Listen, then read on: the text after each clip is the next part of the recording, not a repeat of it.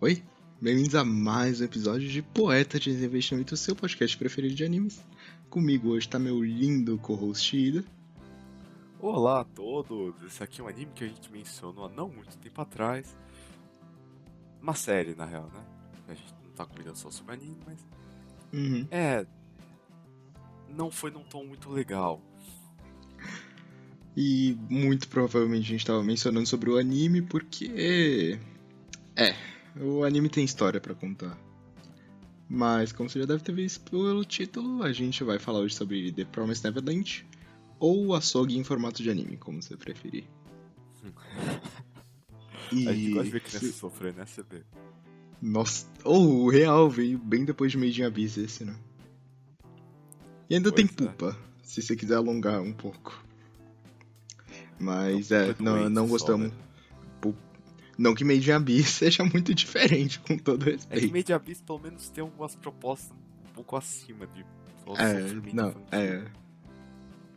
Pupa vai por uma vertente um pouco mais complexa, excêntrica, eu diria. Um anime pra pessoas diferentes. Pois é. Mas, Então, CB, o que é Promised Neverland? que prazer que eu tenho em explicar The Promised Neverland. O pior é que não tem graça explicar The Promised Neverland porque não tem como você explicar sem dar spoiler. Então vou Então tentar já explicar abriu sem dar spoiler. a sessão de spoiler? Já vai abrir? Vou fazer primeiro sem, depois eu faço com. Temos crianças vivendo em um orfanato feliz, no orfanato Gracefield. É Gracefield o nome, né? Não tô doido. Creio ser.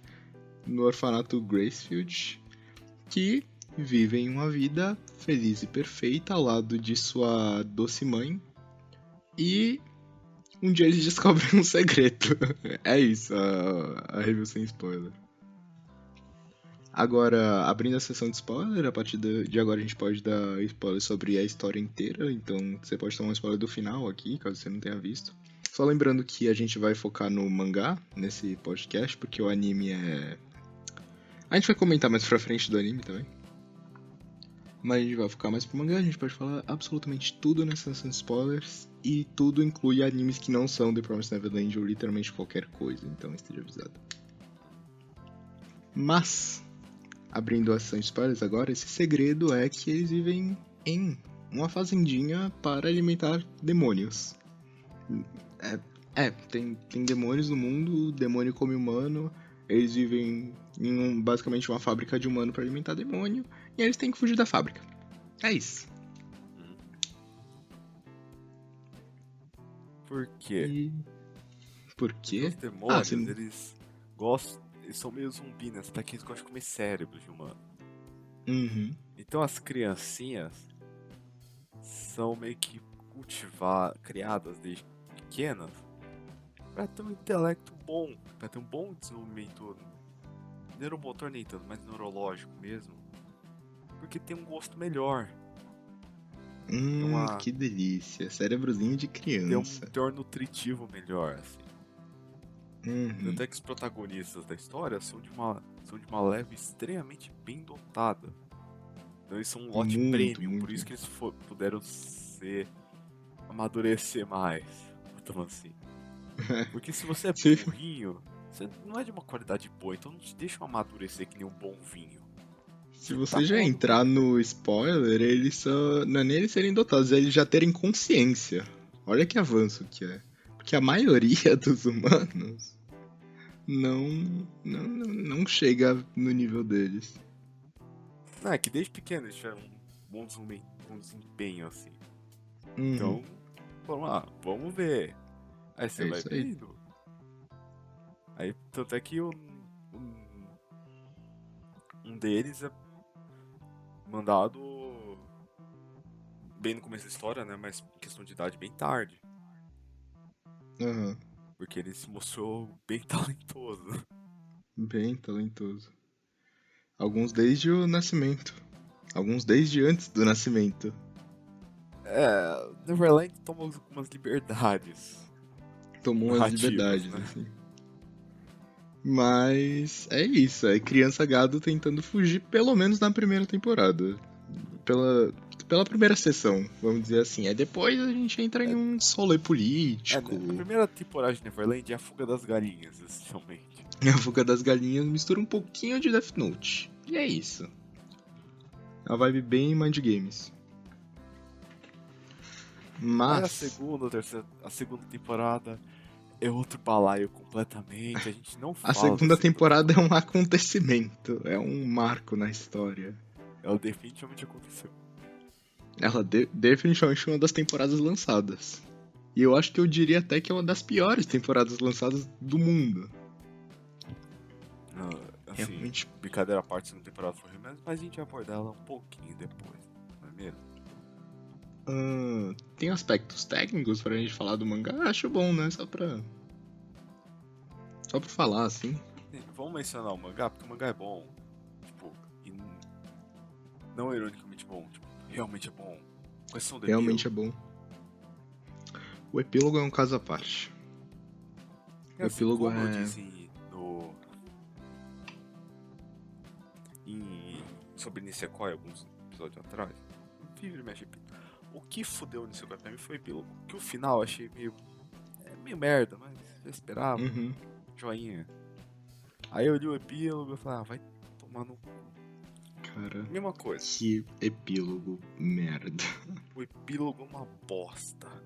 É Eu não sou o maior muito. fã do final, mas o epílogo realmente cagou. Não vou dizer que acabou com a obra, mas cagou. Cagou, Não, o assim. epílogo ele simplesmente destruiu o que Nisekoi? dava peso pro final. Caraca. Ah, tá, Não, de Neverland. não é. Mas sim, sim. O final Nossa, não. tipo. O final tinha algum peso, assim, de fato, por causa Uhum. daquele fato lá. Aí o epílogo vai lá e Cara, fala, não. é que a narrativa como um todo é um negócio que eu vou falar da análise que eu vi também. É. Deixa eu. Puta, eu esqueci o vídeo que eu peguei. Eu vou ir pegando aqui enquanto. Vamos falar do técnico rapidinho. Não que tenha muita coisa pra falar sobre o mangá. Assim, o mangá é Que não bem tem. traçado. Tem O uns design de painéis personagem bem é. legais. Assim, o design de personagem de modo bem geral não é nada muito, tipo, inspirado na Uhum. parte dele, mas serve. Tem um castzinho legal, não é nada revolucionário, mas é legalzinho. O desenho é muito bem feito. O, o desenho dos demônios, especialmente nos primeiros volumes, eu acho bem legal. E. É. A tradução pro português é bem boa também. E eu acho que é isso de técnico. Não me O de recordo de técnico mais do nada. mangá não tem muito o que falar, porque é ser mais do mesmo do que a gente fala, porque é bem competente, a composição de quadro, acho até que legal. Aqui pra Uhum. você, As capas eu composição de acho bem quadro legais também. não é uma coisa que eu sei muito, eu sei mais na parte de cinema um pouquinho, porque eu tive que analisar os negócios na marra. Aham. Mas acho que o mangá é bem traçado, segue bem, sabe, bom, seguir uma estrutura de história razoavelmente boa, coisa que a segunda temporada do anime não conseguiu fazer. Sim, sim. Mas depois a gente Eu menciona acho ela. que. Eu sinto que pro final vai despirocando um pouco. Não despirocando, mas. Poderia ser melhor, mas ainda acho bem legal. Eu acho que vai perdendo um pouco de força mais perto do final, assim. Uhum. Mas, especialmente o começo, o primeiro e o segundo grandes arcos, assim, são os melhores disparados. E, cara, rapidinho, eu tô tentando achar o canal que eu peguei a análise. E tem muitos vídeos, tipo, explicando a segunda temporada. Eu acho que isso diz muito sobre o que aconteceu na segunda temporada, porque ninguém entendeu o que aconteceu na segunda temporada. É realmente pegado.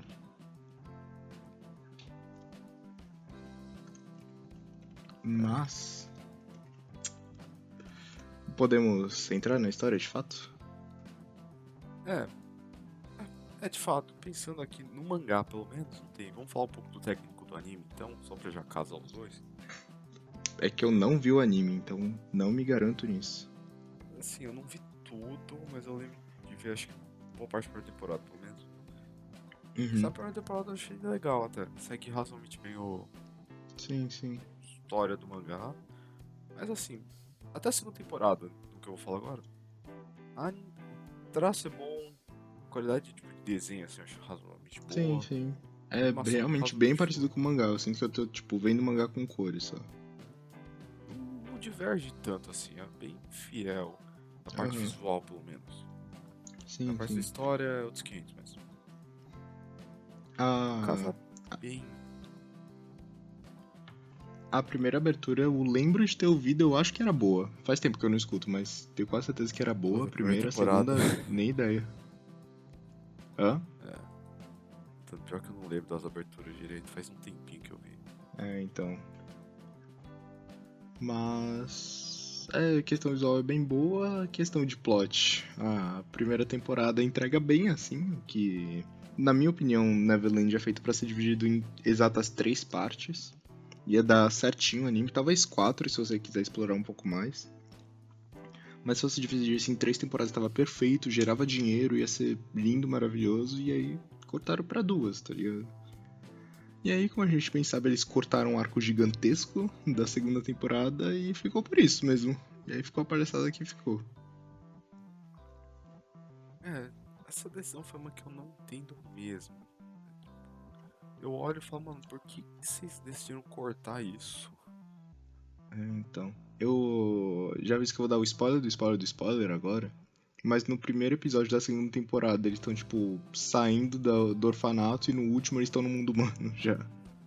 É basicamente Não, esse o rolê. eles cortaram praticamente todo o arco do bunker, Gold Pound, Sim, todo cortaram tudo. Gold Pound não força existe, política simplesmente que não a existe. música faz pra tentar salvar eles. Aham. É que a segunda temporada eu não vi direito. Mas eu acho que eles Mas devem ter é cortado boa parte da exatamente. reunião com o Norman. Ah, deve ter cortado também. Eu me pergunto Todo o que eu arco da queria saber episódio por parede. episódio. O que aconteceu na segunda, porque, cara, você. Tipo, eu imagino que no primeiro episódio eles encontraram a Mujica e no último a Mujica era a rainha. É isso. Mano, literalmente, o arco da parede, que é crucial pro final, eles resumiram em uma foto. É sério? Se eu não tô enganado, foi mais ou menos isso. Mano, eu acho esse arco rushado no mangá. No anime, então. É uma situação, The Promised Neverland. Mas. Tá, voltando pra parte boa aqui, vamos de plot. Vamos de. O anime. A dublagem. Só retomando um pouco do aspecto técnico do anime, só pra Aham. terminar. Dublagem acho competente até. As vozes, de modo bem geral, condizem com o que você espera. Uhum. A trilha sonora eu honestamente não lembro. Pois é, bora pro enredo então. É feriado, não precisa não. Mas eu tô em reunião. Mas. Pode ser 7 horas. Aham. Ainda bem que eu não vou ter que editar isso. Do que? O que? Senhor. Aí eu acordo 7, você não vai Uhum. ter aula não, né? Amanhã é feriado. Feriado é terça, não. Emenda. Ah, então você não tem aula amanhã não? Não. Ah, Enfim. Sou eu que edito, relaxa. Como eu disse, eu tô muito feliz que eu não vou ter que editar esse programa. Relaxa. Onde a gente tá? Silêncio, fazer o ar, a gente volta. Mas só pra retomar, eu tava começando a parte de enredo. Tá. Eu tinha acabado de falar, então. Sei lá, vamos ir pra parte de enredo então. Basicamente isso. Silêncio, faço o ar, aí volta, ok? Uhum. Ah. Mas vamos pra parte de enredo então, né? Let's go. Quer que Então, eu faça vamos um começar pela recap parte boa ou pela parte ruim? do. O que eu ia fazer era, tipo, falar por partes, assim, do mangá. Tipo, começando no orfanato e assim. Começa pelo. Mas fala aí. A gente vai começar pelo orfanato, só pra dar um recapzinho na história. Eles estão vivendo dias felizes e tranquilos no acampamento. Todo dia eles fazem um simulado Enem Mas depois eles vão brincar lá com as crianças. E todas as crianças têm no máximo 12 anos, nenhuma criança tem mais que isso, e elas sempre são adotadas, no máximo quando elas chegam à cidade. Um dia a amiguinha deles é adotada, ela esquece um ursinho de pelúcia no orfanato, e eles vão carinhosamente entregar pra ela, por mais que seja proibido eles irem até o portão, eles vão do mesmo jeito pra entregar, e eles encontram esta menininha empalada. E ela é comida por um demônio, e a mãe deles, que sempre cuidou deles, vê isso tranquilamente. E aí eles conseguem fugir disso, mas a partir daí eles precisam elaborar um plano pra tirar todas as crianças do orfanato. Mais ou menos isso. Aí vira a fuga das galinhas, de fato. Aí vira a fuga das galinhas. Eles conseguem escapar, aí depois você descobre que eles só conseguiram escapar porque a mãe deles meio que deu um migué pra deixar eles fugir. Mas acho bom a gente acentuar que, pra mim, na minha humilde opinião, esse arco é o melhor de Neverland. E o moço que eu peguei a análise, achei o nome dele, é um canal que chama Skyhoppers. Metade do crédito desse episódio vai pra ele, porque eu peguei basicamente tudo do canal dele. Mas ele vai acentuando alguns pontos que tem na primeira temporada e vão se mantendo ao mesmo tempo que vão perdendo nas últimas.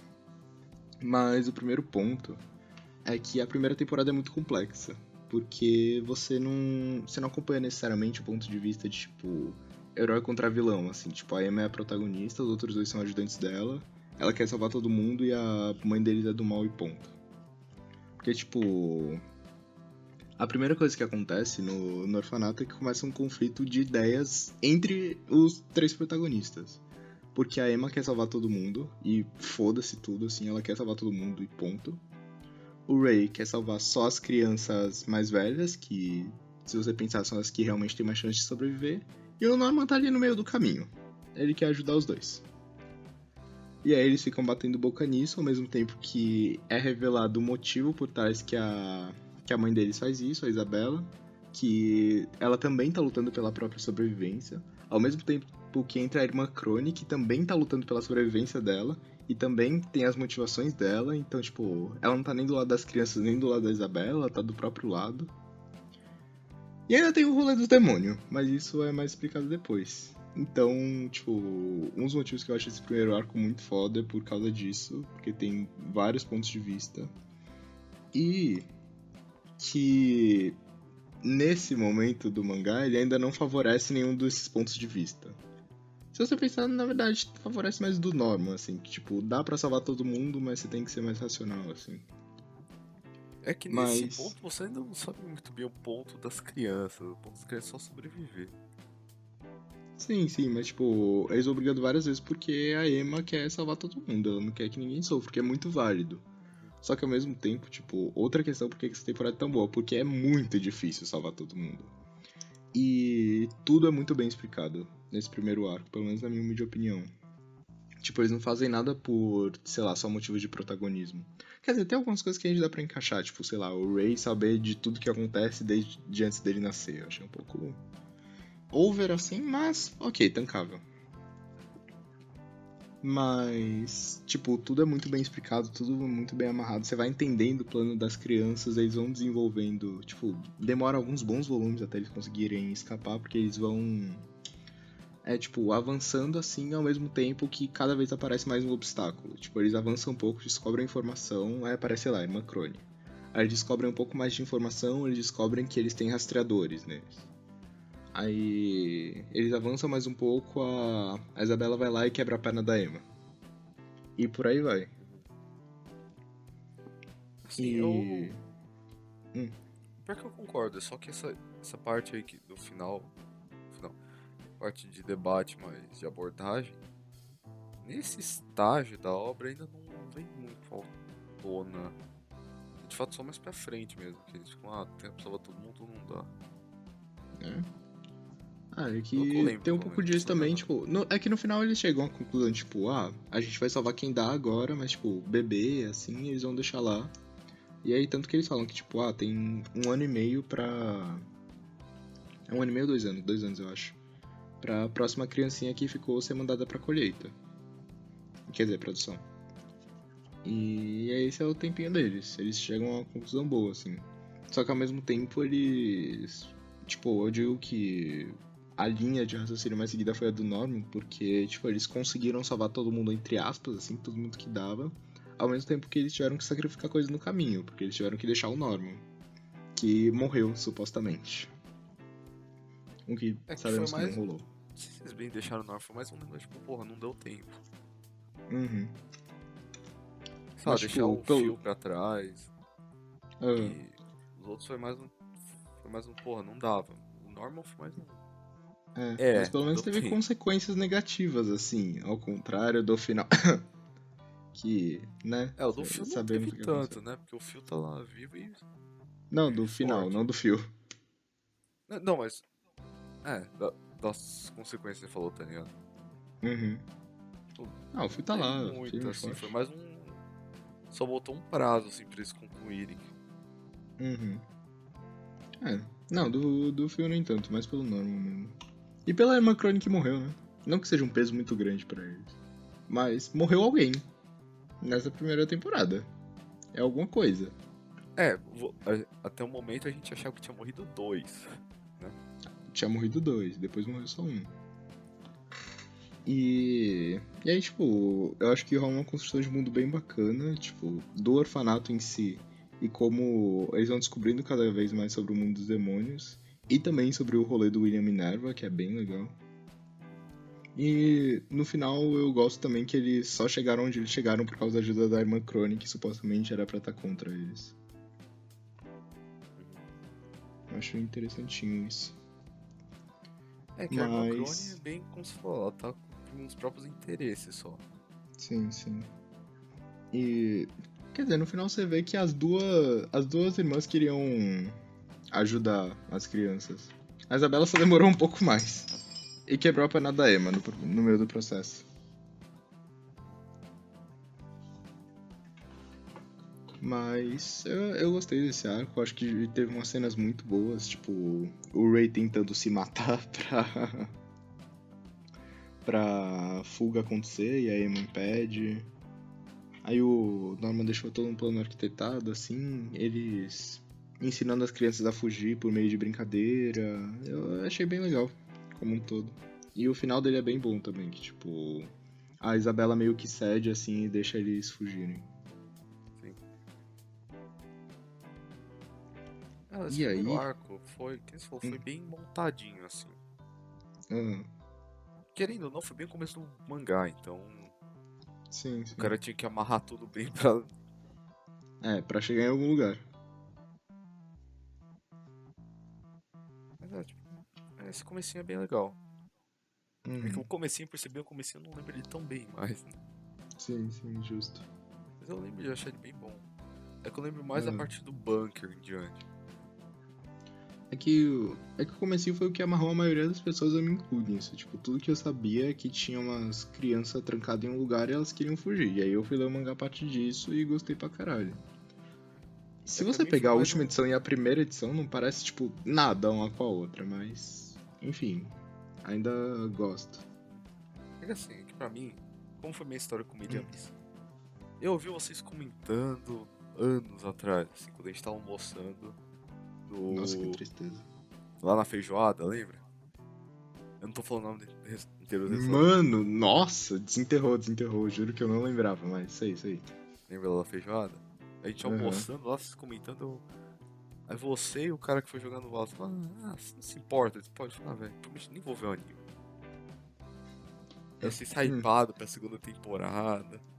Nossa, por que Anos eu tava atrás. hypado pra segunda temporada disso? Não, Nossa, que a primeira temporada foi boa, né? foi boa, mas foi emocionante, se é que podemos dizer assim.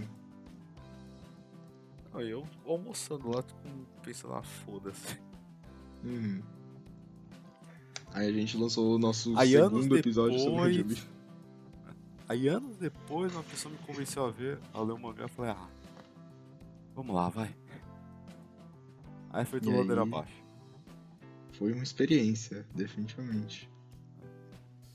O pior é que Você vai ver Neverland, depois de ver Made in Abyss, você vê, tipo... Pra mim, a cena mais pesada de todo o mangá é a menina de 6 anos empalada. Que acontece, tipo, literalmente no primeiro capítulo. Depois disso, nada mais te afeta. Como afetou o Made in Abyss. É tipo você ir pro inferno e depois subir um pouquinho, sabe? Não adianta muito. Mas ainda é bem pesado. É bem pesado. Made in Abyss, velho, eu... Assim, é uma experiência. É uma experiência. Você sai Ninguém sai mudado de Made in ileso. Definitivamente ninguém sai ileso. Isso aí muda um homem. Muda caráteres. Você sai mudado de Made in Abyss. Você sai bem mudado. Mas... Bora para o próximo arco? Bora. Que é um mini arco, Bora na aqui. verdade, que é o arquinho dos demônios veganos.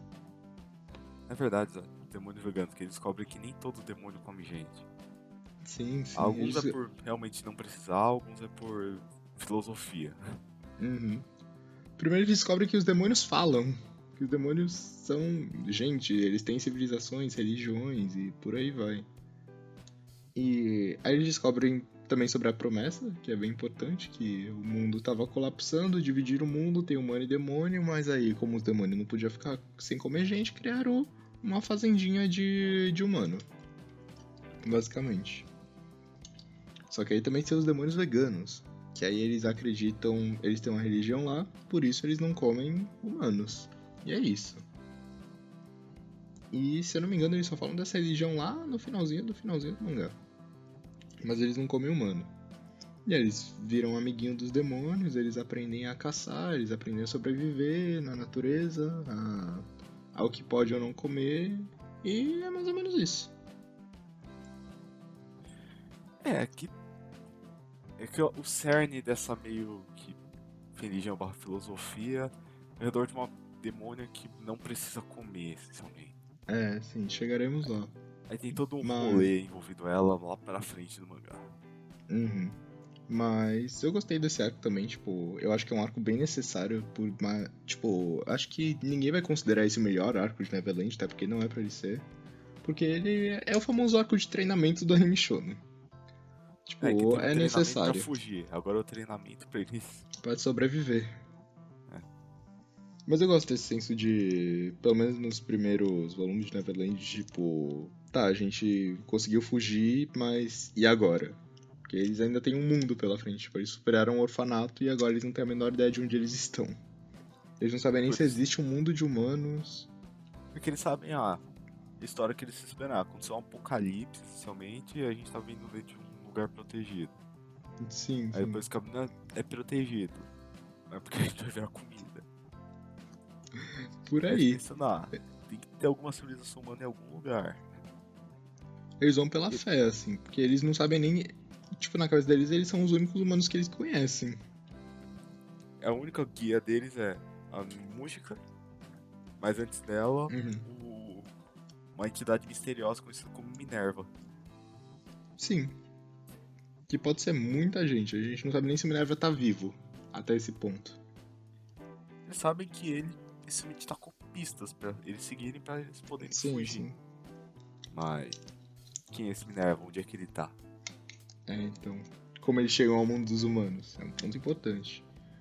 E aí, tipo, por mais que seja um arco curtinho, esse do treinamento deles, eles descobrem algumas coisas interessantes, assim.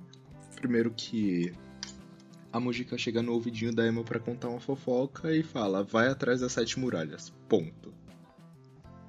E aí dá um colarzinho pra ela, bem legal. E aí tem o Sonjo também, que é um personagem bem legal, que apesar dele não comer humanos pela religião dele, ele... É bem bizarro isso. Mas ele só deixa as crianças fugirem, porque a crença dele fala que ele tem que comer tudo natural. E crianças fabricadas em fazendas não são muito naturais. E aí ele só deixa as crianças fugirem para que elas possam ter filhos. E aí ele comer carne humana de forma natural. Que alegria, The Promised Neverland. É o famoso vegetariano que come carne em churrasco. Sim, exatamente. Só que só carne produzida no próprio jardim, eco-friendly. Mas é isso. E aí eles seguem viagem. Aí segue viagem e acaba encontrando um bunker do Minerva. Uhum. Que aí começa o segundo melhor arco. Mas o segundo ou o primeiro? Eu aceito ser o primeiro também. O segundo melhor arco de Neverland, que é Gold Pound. Mas antes de Gold Pound tem o bunker. Que eles seguem as instruções da caneta que a irmã Crone deixou pra eles. Eles acabam indo parar em um bunker com a ajuda do Sonjo e da Mujika.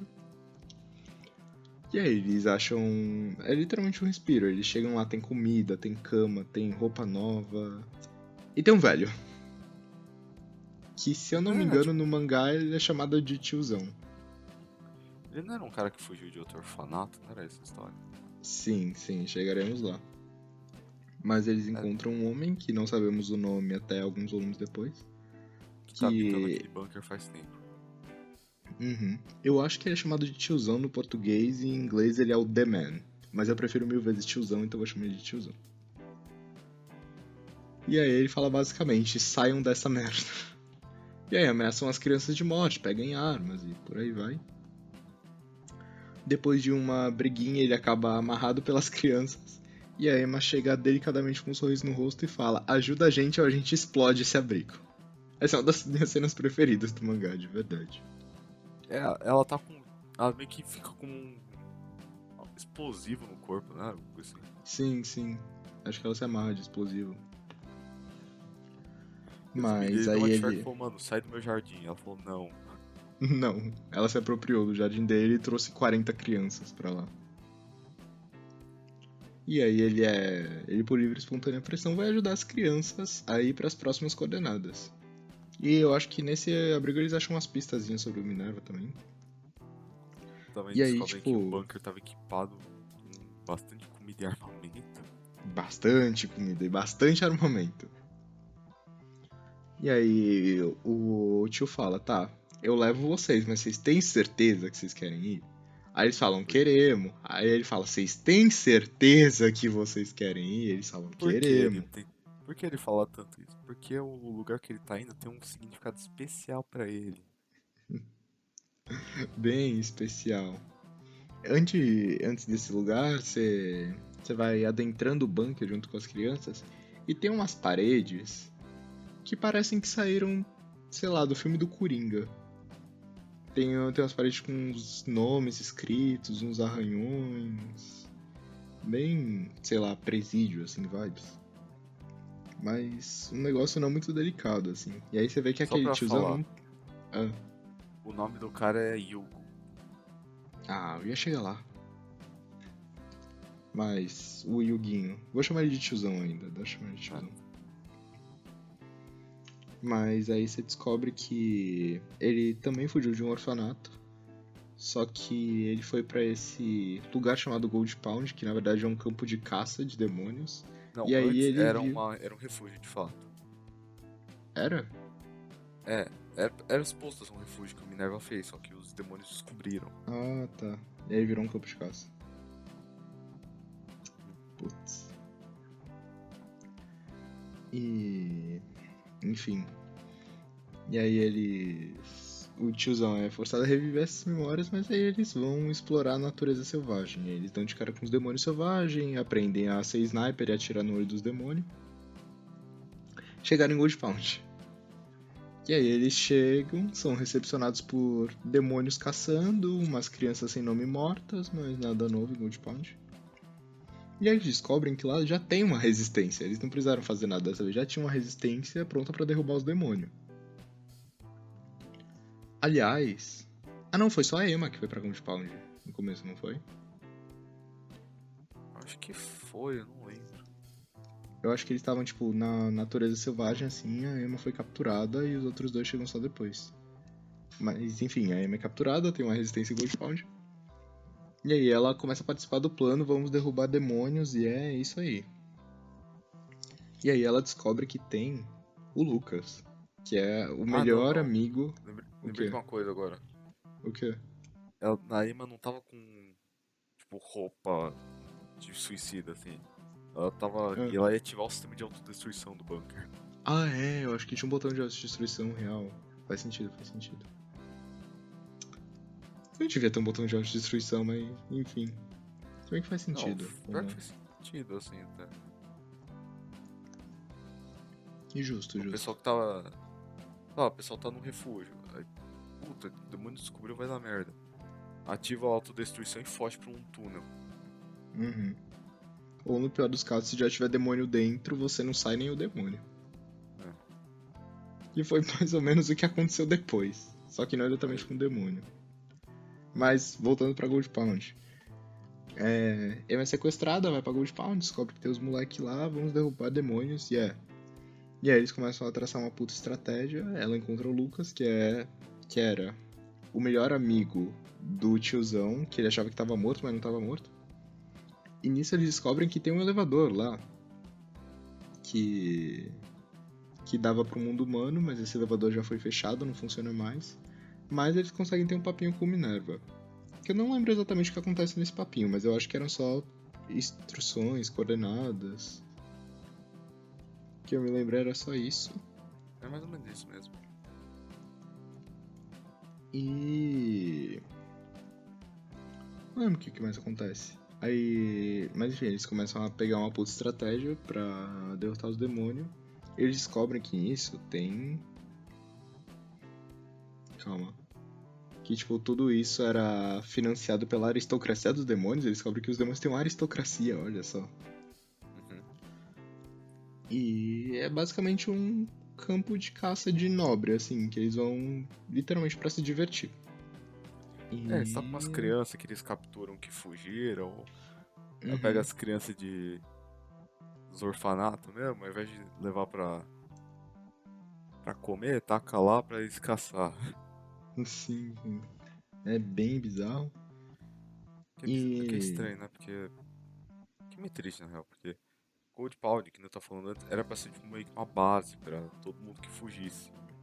Se Uhum. reagrupar pra poder. Ser um ponto seguro assim pra poder ter a passagem de mundos. Só que depois. Só que Minerva é traído pela família Hattori, do Peter Hattori, pra ser mais exato. Pedro Rato, eu gostei. Vai ser isso agora. Peter Hattori. Aí fecha o elevador, lugar descoberto. Uhum. Aí ao invés de ser uma base da meio que resistência humana, vira meio que uma campo de caça. Um campinho de caça, bem amigável. E aí tem pra mim o que é a cena de luta, não cena porque deve durar mais de um volume, mas tipo, a cena assim de luta mais legal do anime, que é tipo, eles contra os 5 demônios lá do campo de caça. E aí é tiro pra lá e pra cá, é criança sofrendo pra lá e pra cá. Aí eles armam um Nenhuma monte de criança estratégia morre legal. nessa porra, porém. Chegaria aí também, cara. Nenhuma criança morre, apesar de algumas delas estarem bem feridas e deviam morrer. Mas eles traçam umas estratégias muito legais. Tem uma do que também, na minha opinião, é uma das cenas mais bizarras de Neverland, que é tipo. Você lembra daqueles dois demônios que eram irmão e irmã que caçavam iguais? E tinham uma lança?